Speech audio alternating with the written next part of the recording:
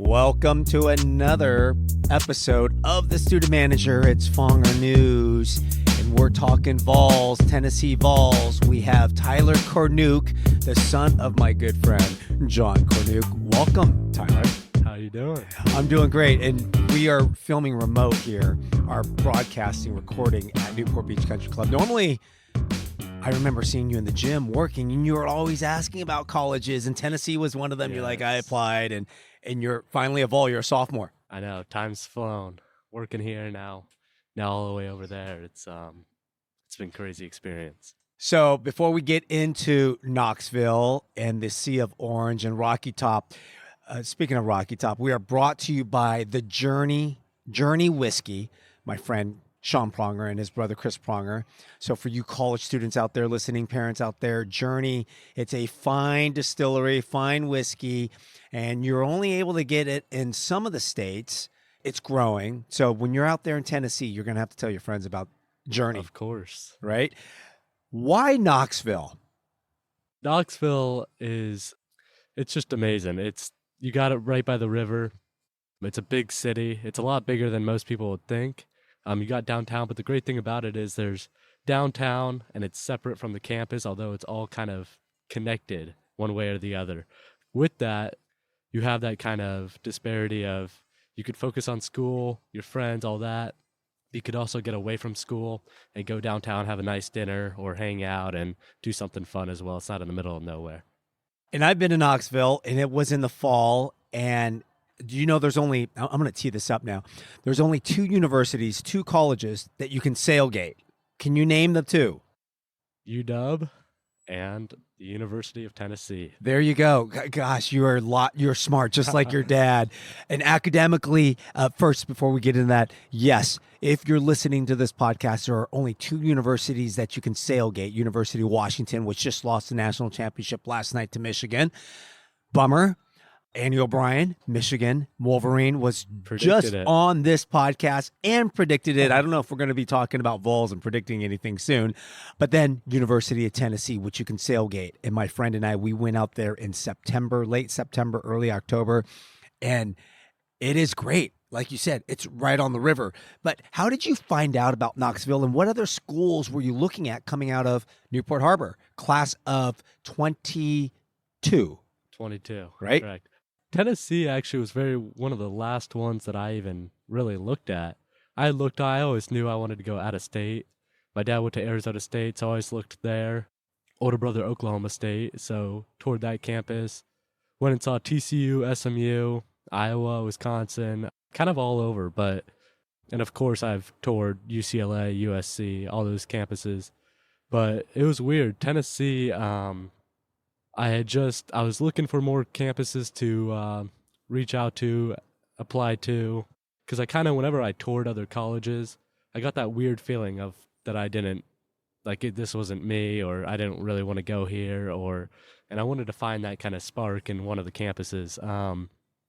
And so it was funny. I was in class one day, and Shea Levin, my good buddy Cole Levin's little sister, committed there for rowing, and I was like, oh, I've never even...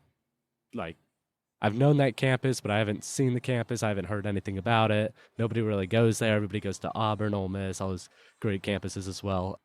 And so I just researched it, fell in love with it, saw it right by the river, the great football stadium, amazing campus, brick, Southern SEC, of course, and applied there, toured there, and loved it all about. And we are in mid-January. Most students are going to start hearing about colleges. Yes. Acceptance, if they haven't heard already by the early action in November, December. But what advice, what recommendation would you give someone listening as a student or a parent? Because if you said Tennessee was kind of out of nowhere, one of the last colleges, and you visited it, and my son is a senior now, class of 24 at Mater Dei, we're doing some last campus visit trips, and I'm telling you, and I'm telling all parents and students, there's a reason why there's a May 1st deadline date. Yes. Right? So what advice, what recommendation would you give that student or parent listening now of this time of the year in making that decision? Really go with your heart. There's going to be a lot of people on the outside that are going to tell you which colleges are great, a lot of bias in that spectrum, but you really got to find what you love and what's going to fit you the best, because that's going to come down to it come the May 1st. So really go out there and tour. It is worth going to visit the campuses, because when I did tour it, I mean, looking on paper and websites and stuff like that, all these other colleges looked amazing to me and I loved them and they were my number one choices. And then when I visited them, I was like, I don't feel like this is where I want to be come the next 4 years, because the next 4 years is a big commitment. It's going to be with you your whole life. And so really kind of going through what you want for yourself. And you mentioned that because some of these schools were like your number one. You visited SMU, TCU. Yes. What did you not like about those campuses? I don't want to bias and throw any opinions in your mind or my audience's mind, but what did you not like about those campuses that just didn't give you that it? I honestly really loved the campuses, loved everything about it. It was kind of just like a weird feeling to me that I just didn't really see myself going there. SMU more had kind of like a country club vibe, Vineyard Vines vibe, and that kind of didn't really fit who I am. And I also wanted to go to a school for myself and not kind of follow that Orange County spectrum going where a lot of kids that I know go to. I kind of wanted to start something for myself, and Tennessee was one of those schools. And Tennessee is a hard school to get into, not the Vanderbilts of the SEC, not the Georgia of the SECs, but I'm not knocking Ole Miss or Auburn, but it is above Auburn, Ole Miss, in my opinion, in terms academically, and it's right there, right below, like the Georgias and the Vanderbilts. And correct me if I'm wrong, did you have to write, or not write an essay, but did you have to take the ACT or the SAT because it's a state mandate for the state of Tennessee? Thankfully, due to COVID, I did not have to take the ACT or SAT, and I ended up not doing it for any of my colleges, and I applied to 14 colleges, I believe, or something like that. But now, yes, you do have to take the SAT or ACT, and it is a lot harder college to get into than when I applied due to the football team being so good last year. After that Alabama game, I think they had a record of 8,000 applicants apply on October 16th, the day after. And so they're accepting the same number of students, but there are so many more applicants coming through. So, and it is harder. And you're right. If you have a good football team or a good basketball team, it draws a lot more attention.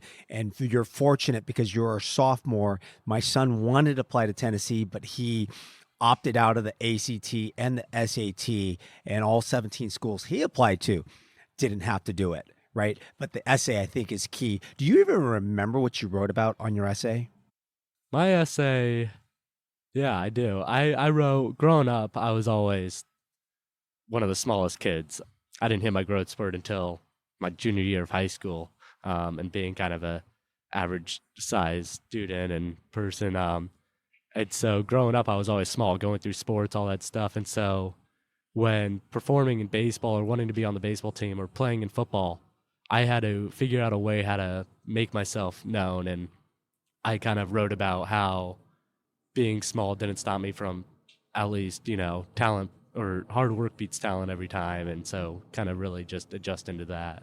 For those of you who are listening, I didn't tee this up either. Tyler, like you're writing about, they want to know about you. They want to find out about you, something different. They don't want to hear about the winning home run or the winning strikeout or ASB or the hardship that you had growing up. And I tell parents this and I tell students this. So that's enlightening to hear on the essays, and especially nowadays as colleges are looking at the applications, your essay could definitely separate you apart rather than just your grades. Do you even remember what your grades were coming out of Harbor? My grades were around a 3.8. So it wasn't... Unweighted or weighted? That was weighted. I think unweighted was only like a 3.6 or something like that. I didn't take a lot of APs, but I knew there was a lot more smarter kids than me, but I was in that kind of middle pack. But I knew that there were a ton of colleges that also would accept that. And I never applied to any like the Ivy League schools or, but Tyler, I feel like I'm talking to Joshua right now because he's like that 3-6 unweighted, 3-8 weighted, Yes. and some of the schools you applied to, right, are a lot of the schools that he's applying to, and that's why there's 400 over 450 universities out there, Exactly. right? And the average, let's see, the average. I don't want to use the name Joe, but the average Joe, you're looking at the average GPA 3035, and you're getting a 25, 26 on the ACT. Those are some good scores. Yes. And maybe it's because we live here in Orange County. Did you feel there was pressure or just especially the harbor, right? Because there are the smart kids, but it just seems like everyone has that sweatshirt brand college, or I'm a 4.0, or they don't even say 4.0, they go, I'm a 4.2. I'm like, well, what's your unweighted? 3.9, 4.0.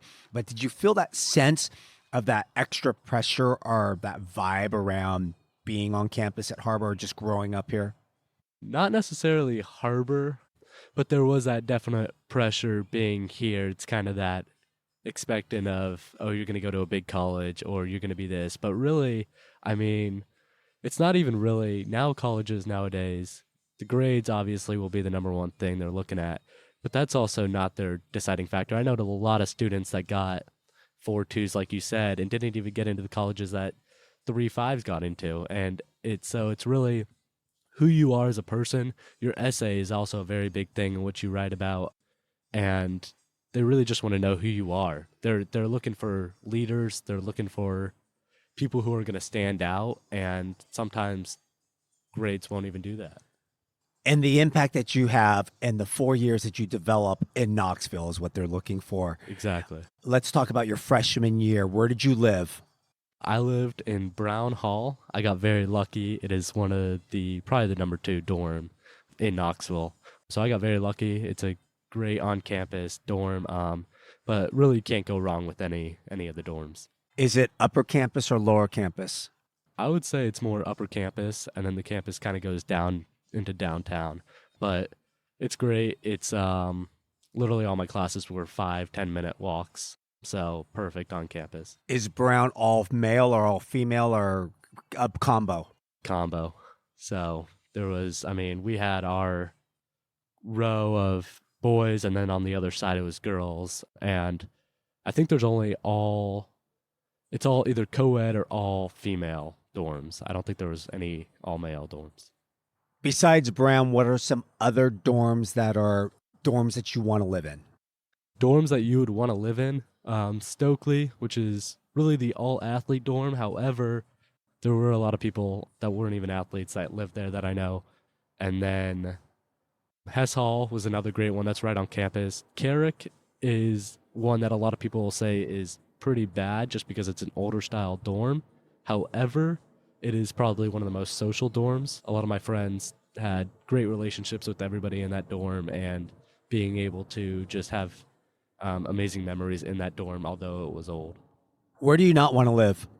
Like, where do people talk shit and say, oh, dude? Well, Carrick would be one of them. And then probably, I know Massey is a all-girls dorm. However, I've heard a lot of people not like that. Clement is the one dorm that I would say no to, just because that and Laurel Hall, just because those are more off campus. Clement's more a little on campus. However, it's kind of just away from everything. So it's hard when you're going to hang out with your buddies or whatever, and your one friend that lives there has to walk all the way. Same with Laurel. Meal plans, dining hall, because most students I talk to, especially their freshman year, they come back, some of them are freshman 15, but they talk about how horrible the food is, and parents are signing them up for the biggest plan, and they have so much money left on their dorm card. Talk to me about your experience and what you advise and what you would recommend. Yeah, the one thing about the meal plan, well, the meals actually, surprisingly, compared to what everybody was saying coming in, was pretty good. Like, we went there a lot. There's one meal spot called Rocky Top, and then there's another called Stokely, which is in Stokely Hall. And the one you want to go to if you do end up going to Tennessee, you would go to Stokely to get food. that's where everybody would go. It's just better food because it's in the athlete dorm. So they're producing better food. I Rocky want to live in Top. Stokely. Yeah, exactly. Stokely was super nice. And then still, the breakfasts were great. They'd have all-day breakfasts at the Rocky Top Dining Hall for, great. You have a waffle maker. They made good eggs, sandwiches, everything. And then Stokely had a sandwich bar, a Mexican bar, a hibachi bar, like all sorts of things. So wide variety, because a lot of people in college, they get stuck with the same kind of foods on a daily basis. Right. You kind of get sick of it. It's great to come home to get all that, natural food, homemade meals, all that stuff. But it was good that Stokely kind of widened it out. Although, I mean, over and over, once you're eating that, you kind of tend to get sick of it. Where's Tyler Cornuke's favorite place to eat on campus? Ooh, on campus?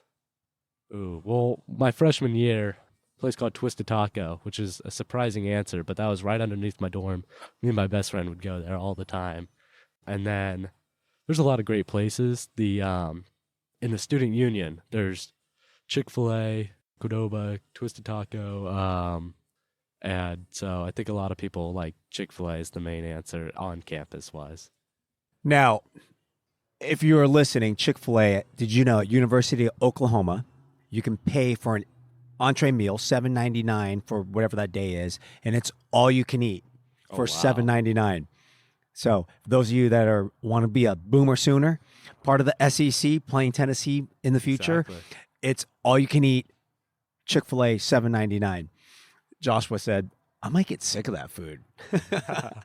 Yeah. All right, so let's talk about favorite place to hang out on campus. I mean, the campus is big. I went there for an SEC football game. We followed Georgia one year, and we got there, I think, like on a Thursday night. We hung out in Knoxville Friday, which we'll get into. We'll talk about Gay Street. We'll talk about the bars and everything. But then we went, just walk around the campus. You can see the buildings. So let's talk about your favorite place to hang out on campus, maybe even to study, if you study on campus. Yes. Favorite place? Well, I'll always go over to my fraternity, Pi Kappa Phi. We hang out there a lot. But then really, I mean, come this spring, we're excited because baseball season's coming back out. Saturdays, just game days, we'll go over there for free and get a hot dog and just sit and relax and watch the baseball games and play football in our backyard, which is awesome. Studying, we always go usually to the library. It's nice because there's that front area where you could get the printing. They have tutors where you could get your homework done or to study for your test and to really learn. And then you could go upstairs and you have a nice view of Neyland Stadium in downtown and you get your own little cubby. It's perfect to do homework with and to be able to study for all that stuff. So in the library, are there certain floors? Like I remember if you really want to get studying done, it's the third floor. And if you want to socialize and hang out with the fraternities and sororities, it's the fourth floor. Is it very similar at Tennessee? It is. It's kind of flipped though. The third floor is where I'm guessing the too. social is where that's happening, and you got your own tables and you can hang out with your buddies and talk. That's kind of a freelance. But then once you go up to like the fourth, fifth, sixth floor, they have quiet study areas. So if I'm ever in between classes and I gotta do homework for the next day or whatever, I'll go to one of the cubbies and hammer that out and then head on to my class so I don't have to go back off campus. What's your major?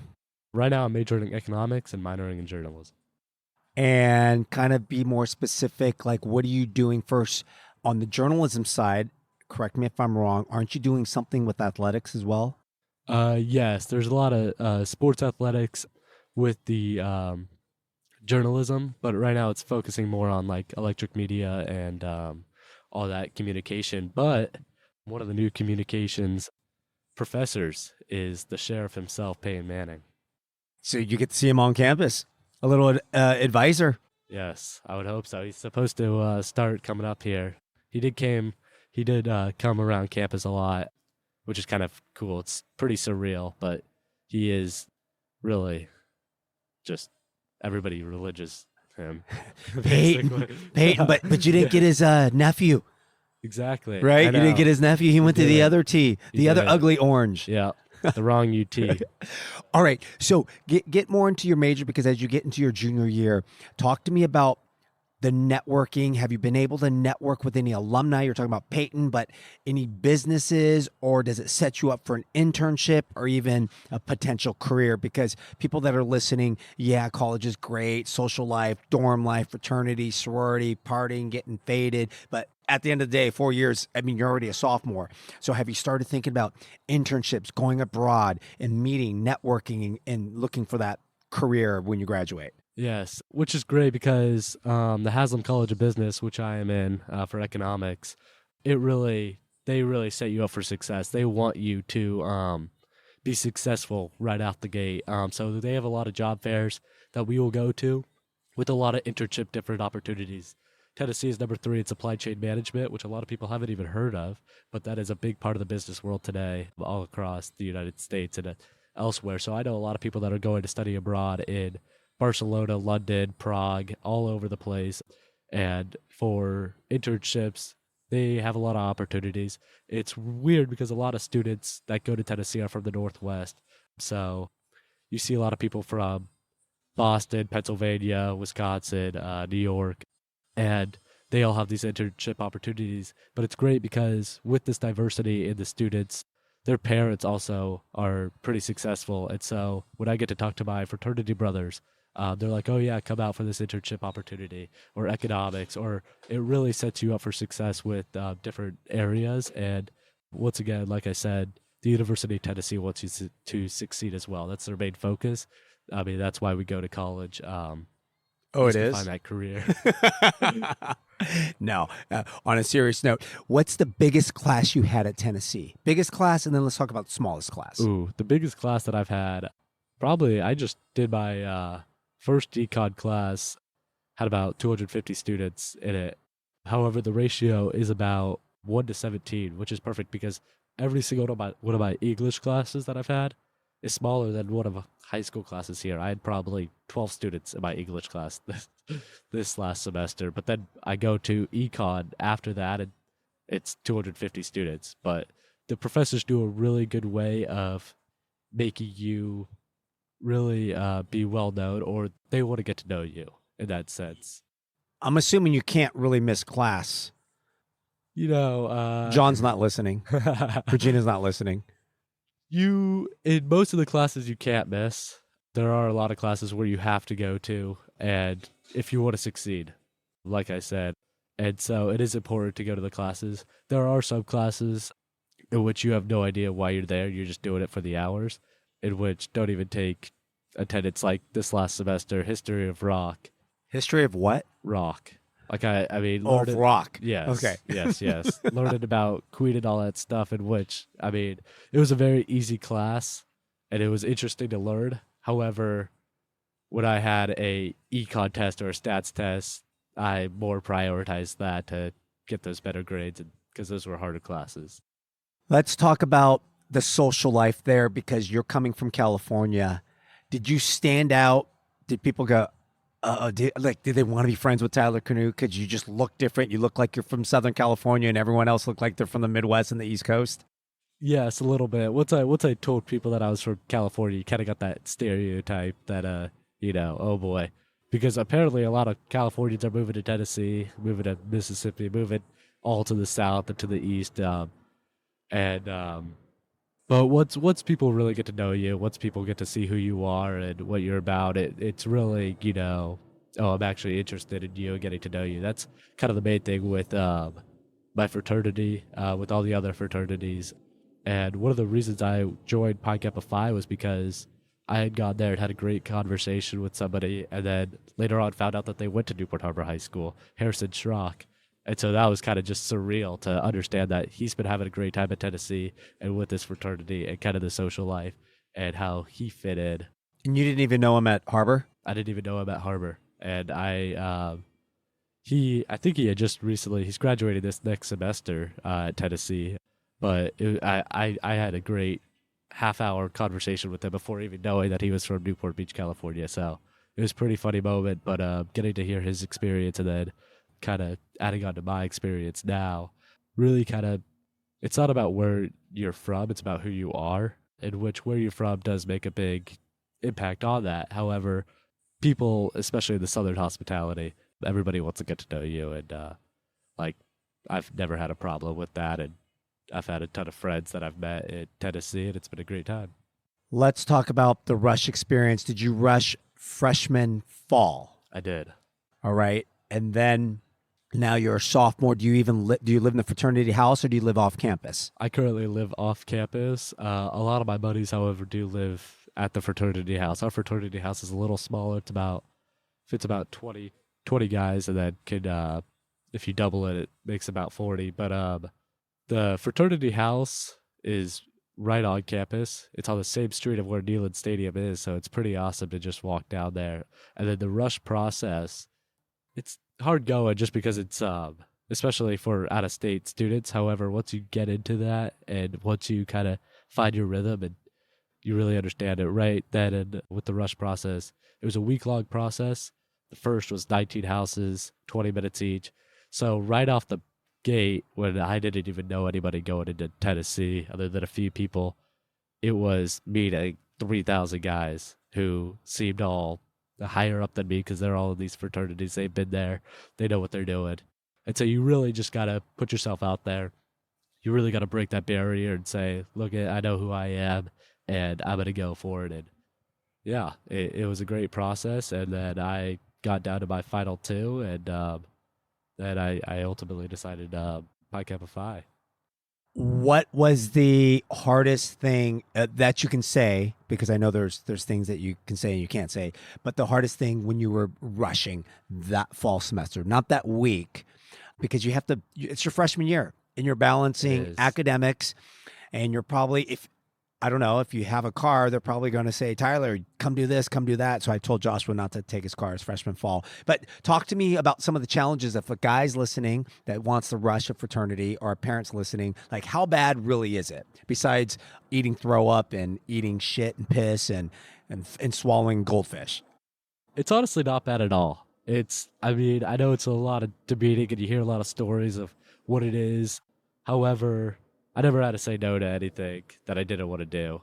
And also, nowadays, with all the different things that have happened at different universities and such, they've tend to be a lot more stricter on that, and which is a good and bad thing. But then again, it more was finding that brotherhood experience with your new best friends, because I didn't know anybody, so I wanted to get to know these guys, and they got to know me.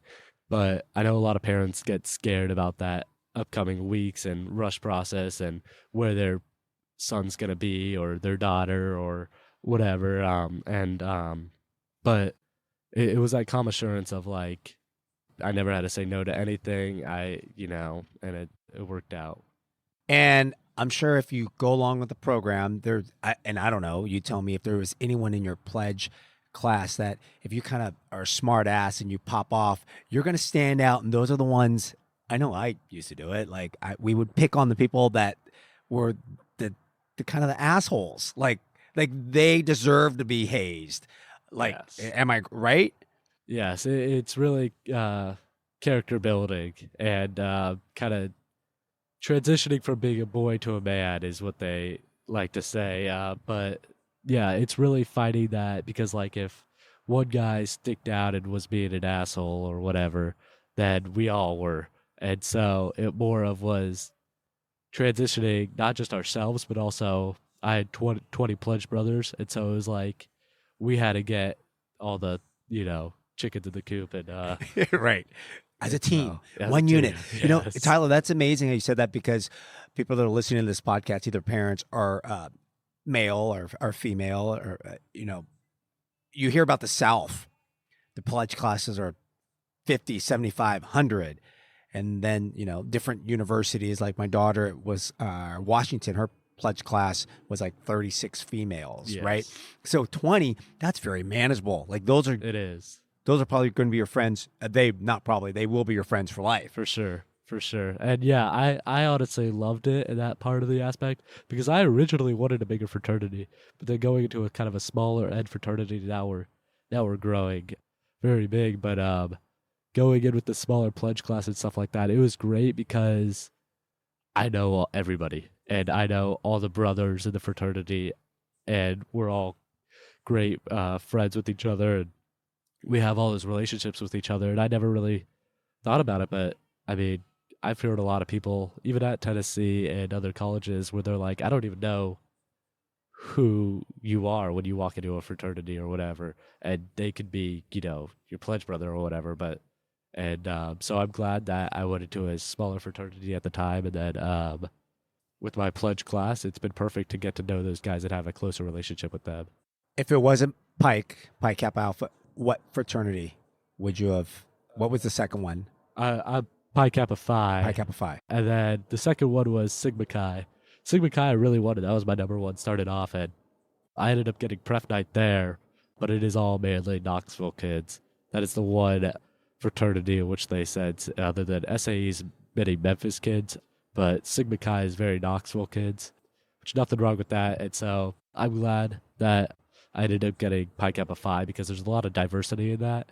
And so I know kids from Ohio, from Pennsylvania, from New York, from Georgia, from Colorado. I like that sound. So, That's the out-of-state fraternity. Yes. So when it you is. say Sigma Chi is all Knoxville, is that Knoxville and then surrounding areas, like a lot of A little bit. local high school students are going to Yes. UT? Yes. And then Memphis is the SAEs? Yes. Okay. And I don't honestly know. Or why. I'm not saying that. It's but the Memphis kids, but that side of they town. kind of stick together. It's kind of like what we call the pipeline. Is Knoxville kids will stick with the Knoxville kids. They kind of you went to my high school, yeah, I know. Branch you. out. Yeah, exactly. Right? Okay, so let's switch over to, we have some females that are listening and their moms. Sororities, what are you don't have to rank them in order, what are the top 4 sororities? Top 4 sororities.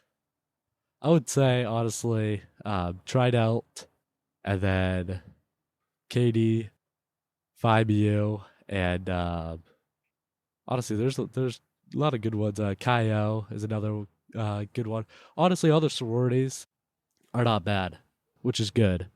So if your daughter was going to Tennessee, there's a lot of great opportunities. She'll find her people. Everybody has their people, and it's funny because a lot of the girls at the different sororities, they all kind of have the same personalities with each other in their different sororities. So it's really just about finding your people. What you just said, finding your people, is so key, because I tell that to almost every student and every parent. Some people already have that mindset. I'm going to do this. I'm going to do that.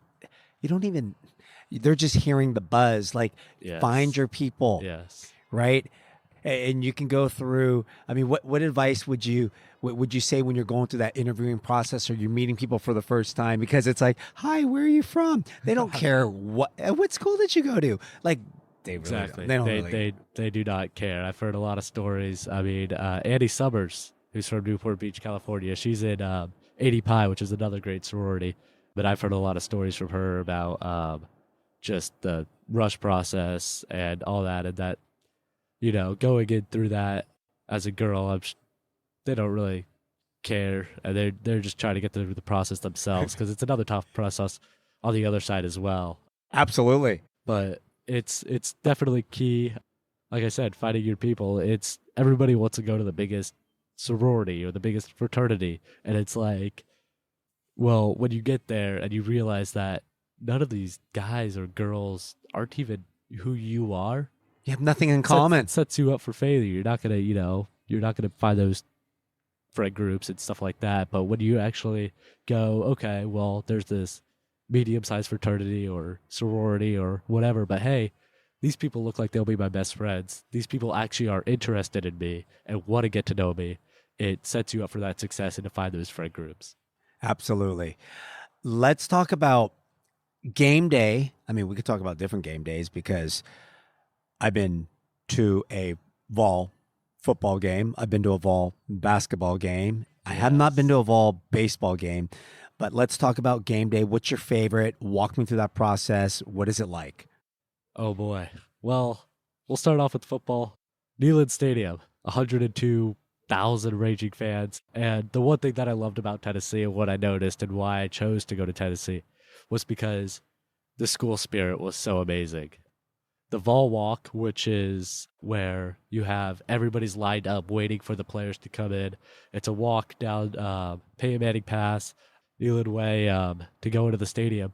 But you had the marching band, the cheerleaders, the police department, and the football team getting off the buses and walking down, and everybody is just going crazy for them. And Rocky Top's ringing in your ear all day long. But then once you get into that stadium, you have the national anthem, the so many fireworks going off. But then what's known about Neyland Stadium is that every game day there is a flyby. And so you hear the jets flying through. It's always a surreal experience. And when I remember my first game, and I was like, this is nothing like any college football game that I've been to at USC or wherever. The SEC You're definitely getting me fired tops up. it up. Yeah, exactly. And so it's always been a great experience. Like going through the T, they have the marching band separate to a T, and all the players run through, and then just that game day, every touchdown, Rocky Top, and the student section's amazing, and the atmosphere is always amazing. And then the basketball games as well are awesome. Last year I went to the Alabama-Tennessee game for both football and and basketball. And for football, I mean, rushing the field, just that game-winning field goal, just everything. By the way, a modern day kicker. Exactly. Chase McGrath. Awesome. And Brew McCoy with that catch. There you go, another Monarch. and, Shout out. I heard you're the one that got the goalpost and threw it in the river. Yes, I did. I did carry the goalpost a little bit, which was a surreal experience. And one of my fraternity brothers grabbed the chainsaw, and we have a piece of the goalpost at our fraternity house right now, which is pretty awesome. But that game definitely was like, how could you not go to Tennessee? It was an amazing time. It was just surreal, and the amount of spirit in that school. Like I said about Peyton Manning, the school is just a religion there. It's everybody feeds off the University of Tennessee and Rocky Top, and it's really like everybody loves it there. And So on those morning, like let's say there's a 12 o'clock game, are you guys pre-gaming and starting to drink like at 7? yes, it gets pretty early. Start the night before. But yeah, so our fraternity will have a tailgate all the time. We'll get a vendor out there. And then, so all we do is really, we'll get there and then we'll go. We got a bunch of couches lined up. So we'll watch College Game Day and just start drinking and hanging out, playing country music. And we sometimes will have a band out there. We had a mechanical bull this last year. And so it's really awesome because all the fans will come in and through, and everybody will have cookouts around the fraternity row. Everybody's having a tailgate. And then we have Fiji Park, which is just a little grass area out front of all the fraternities, and a lot of people tailgate there. So I mean, there's hot dogs, burgers flying everywhere, and a lot of beer, a lot of Tennessee whiskey as well. Tennessee whiskey. There you go. Let's talk about Gay Street. Yes. Okay, and maybe you want to refresh my listeners and audience. Is Knoxville an easy place to have fake IDs? Knoxville is, you know your places, I would say. There's a lot of good places where it is easy to get in with a fake ID if you have a good fake ID and whatnot. Ones that scan? Yes, exactly. And then there are other bars that nobody will touch because they know that, it's notorious for being very strict on that. And so there's freshman bars and then there's actual bars. And then also downtown is notorious for being strict as well, for like Gay Street. So not many people go down there. So let's talk about your freshman year. What's known? What are some freshman bars that you can get into and feel pretty confident you're going to be able to have a good time there? Definitely the Hill. However, that's the only place where they really charge a cover, or else they won't move the line. And so if you're willing to pay. And what's the cover? It depends on the timing, but usually around $20. And then you go in there. We have a thing called Wing Wednesday there, where me and my buddies would go and get 75-cent wings and a pitcher of beer just to hang out and watch sports all day. And then there's other bars. That's kind of an off-campus bar. There's other bars on the strip of Cumberland, such as Leaderboard, Undeclared, which is a do bar, Half Barrel, which I like because it's where you can actually watch sports and hang out with your buddies and stuff like that. And then there are other bars like senior bars that are Cool Beans, which you could go play pool at and stuff like that, and Hannah's, which is a cool dance top upstairs that I've heard about. Is there line leap out in Knoxville? Because I talk about line leap a lot. Certain colleges have line leap. You said it's $20 at that hilltop. Yes. But is there any bars where you can pay extra to jump ahead in line? Sometimes. Now leaderboard, which is on Cumberland, right on the strip. Now you're able to pay the cover. However, there they actually move the line. They don't, stop the line just to have everybody pay the cover. And so it's kind of worth the wait if you were going there. And then Half Barrel doesn't really usually have a line unless it's after game days. Undeclared, you can leap the line. However, they charge $40 or whatever. And then their line gets pretty big sometimes, but that's kind of a bar where it's all crammed together. Who has the best live music? Ooh, the best live music. It would be, there is a bar called The Saloon, Peyton Manning's bar, off of the Graduate Hotel. And I would say that is the best live music because after the Alabama-Tennessee game, my dad was like, oh yeah, let's go grab a beer there. Because my dad likes it. It's more of like a older bar, more Western themed.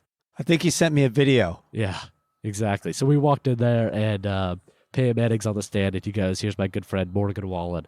And so Peyton Manning comes and stands right next to us and Morgan Wallen comes and just sings songs. And I'm like, what? What is happening right now? And, I picked this school. Yeah. Right exactly. near the Graduate. So is that the place to stay for parents that are visiting if they have a student or if they even want to visit the campus? There's a lot of graduates in different college towns, but Graduate, what other hotels have you heard of where parents stay? My parents definitely in the beginning stayed at the Graduate. That is a great, if you're moving in your kid to a dorm or wherever, the Graduate is probably the best place just because it is right next to all the dorms, like super close, super convenient. However, if you're going there to visit your student or go to tour or whatever, go to tour the Graduate again just because it has that Tennessee feeling. They definitely kind of sponsor Tennessee a lot. But then there's other great hotels downtown, which is super close, 10 minutes from campus, the Tennessean, the Marriott, and then all sorts of places. There's also a hotel right on Gay Street, which is the foundation of the SEC, where it was made. So that's also a pretty cool place. When Mr. and Miss Cornuke is in town, where are they taking you? Where's your favorite place to eat? Oh, favorite place to eat. I really like a place called Stock and Barrel. That's where me and my girlfriend go sometimes. It's a great burger place, just great all the way on food. It's phenomenal burgers, better than In-N-Out, better than anywhere you'll ever have. So I love that. What do you order there? I get, what's it called? It's usually mainly a plain burger, lettuce, tomato, bacon, and then they have some sort of spread that they put on it. Just, I can't even describe it. And then there's other places. My girlfriend's favorite's Tupelo Honey. That's a great place out in the South. And then they have Not Watson's, which my dad likes for the Philly sandwiches that are phenomenal there. That good chicken sandwiches. And then there's a place called Chivo's, which is on Gay Street, right outside Market Square, which has great street tacos, homemade chips, great quesadillas. So it's a lot of diversity in the food, which I love about it. Late night, you're drunk as a skunk. Where are you grabbing a bite? Everybody's going to cookout. It's 3 a.m. and there is a cookout right on Cumberland, which is where half the bars are, and you will see the craziest things at cookout. The cookout is in the South, and I've been to other college towns with the cookout. So when you said the cookout, I just started to laugh. All right. Shout out to the cookout. Yes. What is the craziest thing you've ever seen? Oh, gosh. At the cookout. At the cookout. There's a lot of homeless activity kind of downtown. And so, not a lot, actually. But, like, the police are very good at pushing the homeless out.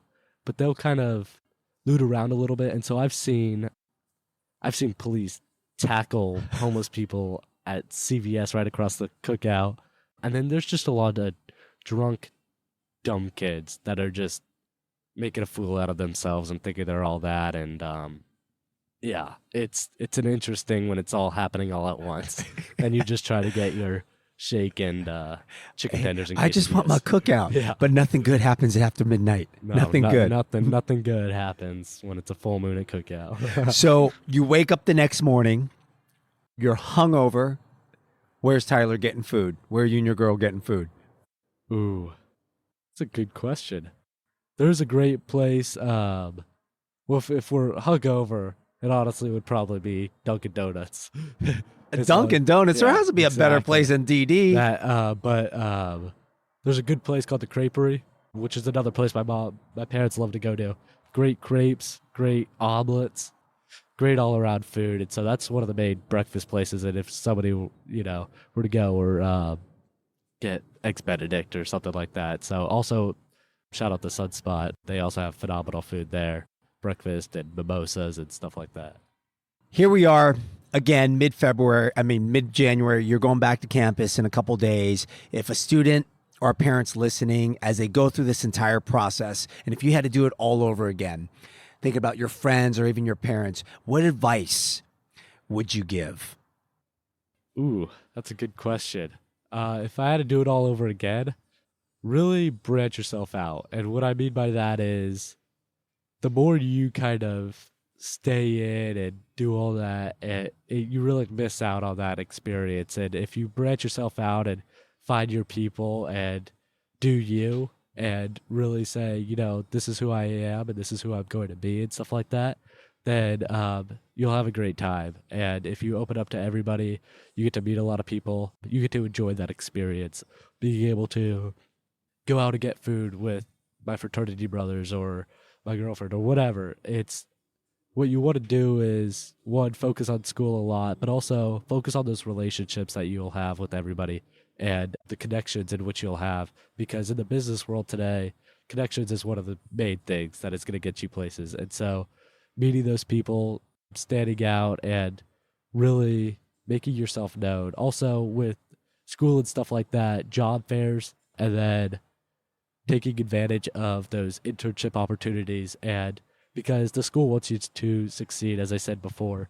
And so taking advantage of that and the office hours and the tutoring hours and whatnot, because getting those good grades it really eases the stress a lot on college and being able to have fun and being in that safety net of yourself and getting that degree and also making your parents happy, of course. So, yeah. Tyler Cornuke, I think he just summed it up in his last comment. A mini John Cornuke in the making, successful Cornuke. You'll be very proud of your son. He just crushed this podcast talking real raw stories and experiences in Knoxville. It's been great having you, Tyler. Thank you for having me. Had a blast. Normally after this is, as you get into your internship and jobs, I come back and bring guests on and we talk about the hiring manager of like, okay, what to do, what not to do, how to interview, how to prospect. Yes. So you're doing great. It sounds like you're enjoying yourself in Knoxville. And those of you listening, Rocky Top, shout out to Rocky Go Top. Vols. Here is a question, because I'm just thinking of a friend that has a daughter that just got deferred into Tennessee. Were you deferred or were you admitted right away? I was admitted right away, but when I went, it was a lot easier to get in than it is now. So I would not be stressed if you got deferred, because there are a lot of people getting deferred, and which is the sad thing. And it's just because there's so many applicants coming through. But I would not stress about it, because they're just kind of waiting to see that kind of process. Deferred is not declined; it's not denial, and so. Yeah, That's what I tell everybody. If you get deferred, that's a good thing. At least it's not rejected. Exactly. And they're just waiting to see who who pushes that submit button, because you qualify, but there's other people that qualify a little bit higher, and they're waiting to see if they get admitted too. So Tyler Cornuke, Newport Harbor, class of 22, and he's a sophomore, Tennessee Vols. Again, brought to you by Journey, Sean and Chris Pronger's fine Canadian whiskey. Fonger News, out.